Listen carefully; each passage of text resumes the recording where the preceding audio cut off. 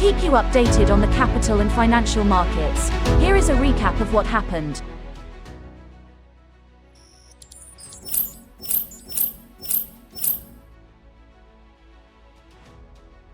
The Securities Commission Malaysia is pleased to announce the release of its Annual Report 2022, the Audit Oversight Board Annual Report 2022 and the inaugural Capital Market Stability Review 2022.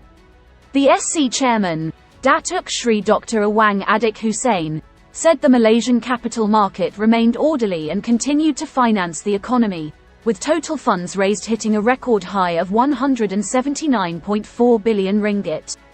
This exceeded the 5-year pre-pandemic average of 121.4 billion ringgit. The 2022 performance, led by a record amount of corporate bonds and SUKIK issuances, was achieved despite increased global market volatility and headwinds. Globally, the capital market registered weaker performance in 2022 with the continued tightening of financial conditions in major markets, inflationary pressures, and the repercussions of the Ukraine war. Datuk Sri Dr. Awang Adik said the continued resiliency of the Malaysian capital market highlighted the value of exercising prudence and shared accountability while capitalizing on growth prospects that arise. This approach allows the market to better manage risks, preserves overall financial resilience and stability, and supports economic growth, he said. Sri Lanka's new chairman of the Securities and Exchange Commission, Faisal Salier, has called for self-governance and responsible action from market intermediaries to build investor trust and confidence. Stockbrokers are the front-liners in the market who engage with clients directly and therefore should act with due responsibility in advising clients and trading on the exchange and the market grow by doing the right thing the right way, he was quoted as saying at a meeting. Market participants were urged to move away from short-termism towards long-term sustainability collectively in order to build investor trust and confidence in the capital market, the statement said. A new SEC had more teeth, but the regulator was mindful in playing a balanced regulatory role with due consideration to both market development and market facilitation, according to the statement. The proliferation of artificial intelligence programs such as ChatGPT and Alphabet's Bard AI has already made big waves in financial markets, and a new study suggests that one day those programs may be able to trade in those markets all on their own.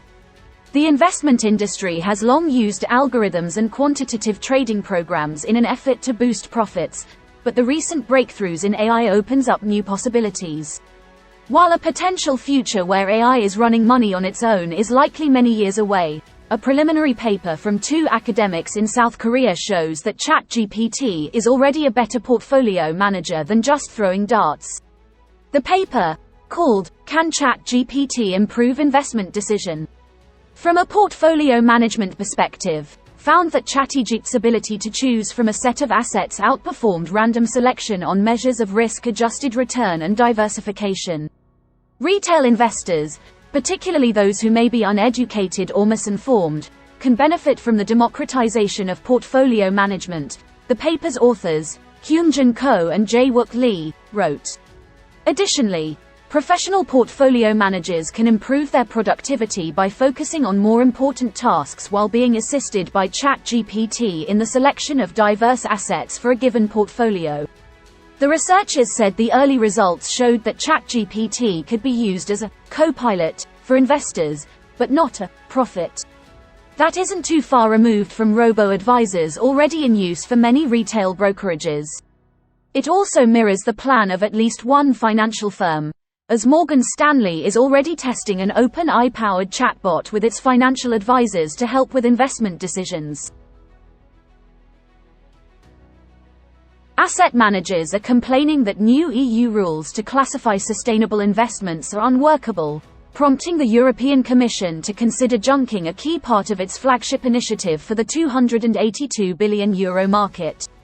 The tightening of EU criteria for the greenest category of investment has led asset managers including BNP Paribas, BlackRock, Amundi and Pictet to remove the label from €175 billion of funds in just over 3 months to January, reducing the size of the market by nearly 40%.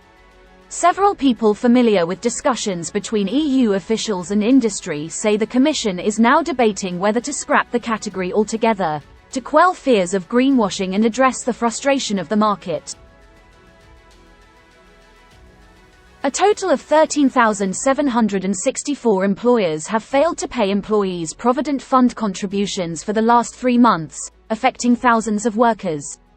This is despite being obliged to do so as specified in the EPF Act 1991 and EPF Rules and Regulations 1991.